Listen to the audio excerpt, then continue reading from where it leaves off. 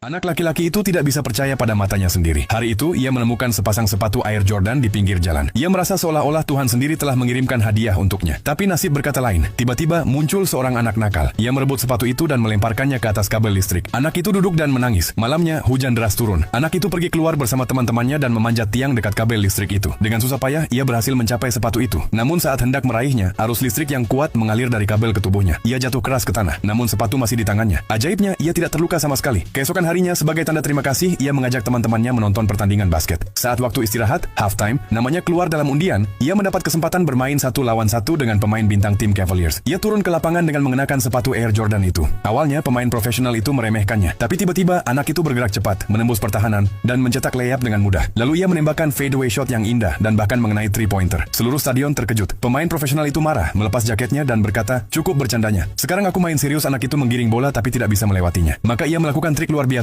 Memantulkan bola ke papan pantul, menangkapnya sendiri, dan melakukan self-alley-oop layup. Beberapa detik stadion menjadi hening. Lalu seluruh penonton bertepuk tangan meriah. Pemilik tim Cavaliers langsung mengumumkan di tempat. Tanda tangani kontrak senilai $5.000 sekarang juga. Dan hanya dalam usia 13 tahun, anak itu menjadi pemain NBA termuda. Namun pemain senior di timnya tidak menyukainya. Di pertandingan pertama, ia duduk di bangku cadangan dan bertepuk tangan untuk pemain favoritnya, Robinson. Timnya menegurnya untuk diam. Saat akhirnya ia mendapat giliran bermain, ia gugup. Ia tidak berani menembak dan terus mengoper bola. Pelatih memanggil timeout. Dan ternyata ia belum memakai sepatu Air Jordan ajaibnya. Begitu ia memakainya, semuanya berubah. Ia melompat tinggi ke udara, berputar 360 derajat, dan melakukan slam dunk tepat di atas Admiral Robinson. Sejak saat itu, semua orang memanggilnya Raja Kecil Basket. Namun, direktur panti asuhan tempat ia tinggal menjadi serakah. Ia mendengar kabar bahwa sepatu anak itu memiliki kekuatan ajaib. Karena tergiur uang, ia memaksa beberapa anak untuk memberitahu tempat sepatu itu disembunyikan. Lalu mempertaruhkan semua uangnya bahwa tim anak itu akan kalah. Ketika anak itu mengetahuinya, ia segera berlari ke panti asuhan, mengikat direktur itu di kursinya dengan bantuan teman-temannya, mengambil sepatunya kembali, dan berlari menuju arena. Saat itu, timnya sudah tertinggal jauh. Begitu ia masuk ke lapangan, ia bermain luar biasa. Pertandingan mencapai poin terakhir. Ia mencuri bola, tetapi karena terlalu berusaha keras, sepatu Air Jordan-nya robek di tengah. Temannya Tracy menatapnya dan memberi isyarat, "Bermainlah dengan keberanian, bukan dengan sepatu."